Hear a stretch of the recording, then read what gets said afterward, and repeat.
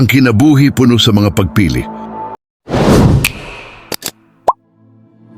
Adlaw-adlaw nagpili kita unsa ang atong buhaton, unsa ang atong unahon ug kinsa ang atong sundon. Apan adunay usa ka pagpili nga labaw pa sa tanan, ang pagpili nga magbuot sa atong kinabuhi karon ug sa walay katapusan.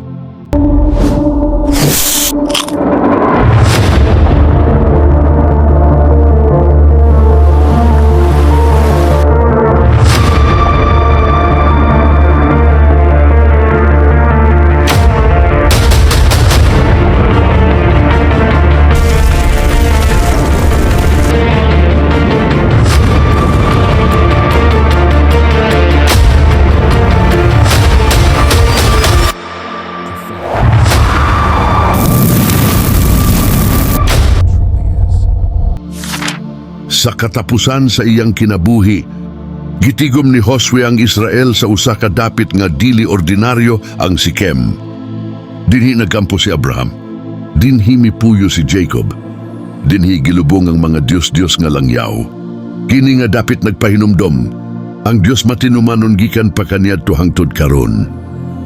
Nagsugod si Josue sa pagsaysay, dili sa gibuhat sa Israel, kundi sa gibuhat sa Dios. Siya nagingon, ako ang mikuha, ako ang nagdala, ako ang nagluwas, ako ang naghatag. Ang istorya sa Israel dili ilang kaugalingon, istorya kini sa grasya sa Dios. O kung unsa ang iyang gibuhat ngadto sa mga Israelita, gihimo gihapon niya kanato karon.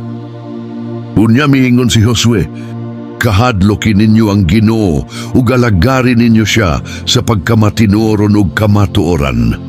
Ang kahadlok sa Dios mao ang lawom nga pagtahod. Ang pag-alagad sa pagkamatinuoron mao ang tibuok nga kasing-kasing nga paghatag. Ang pag-alagad sa kamatuoran mao ang matinud-anon nga kinabuhi. Walay duha-duha, walay tunga-tunga. Pilian ninyo karong adlaw kung kinsa ang inyong alagaron. Mitubag ang katawhan. Dili gayud na mobiyaan ang Ginoo. Apan ang tubag ni Josue katingalahan, wala kamoy angay nga moalagad sa Ginoo, dili aron pasakitan sila. Kung dili aron ipahinumdum nga ang pag-alagad sa Dios, dili sayon. Apan usa kini ka seryoso ug dako nga bili sa atubangan sa Dios.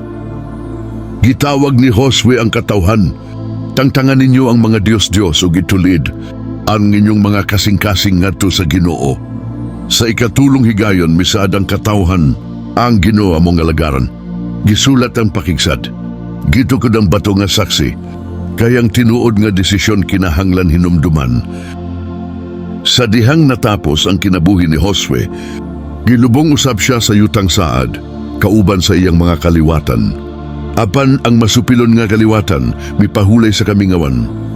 Apan ang matinumanon gilubong sa ilang panulundon. Ang usa ka kaliwatan mipili sa Ginoo, apan ang sunod kaliwatan, kinahanglan mo pili pag-usab.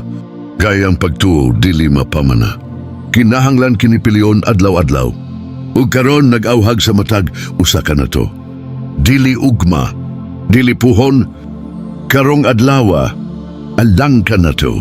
Ug sa imong panimalay, kita mag-alagad sa Ginoo. Hinaut nga mausab kini ang atong tubag.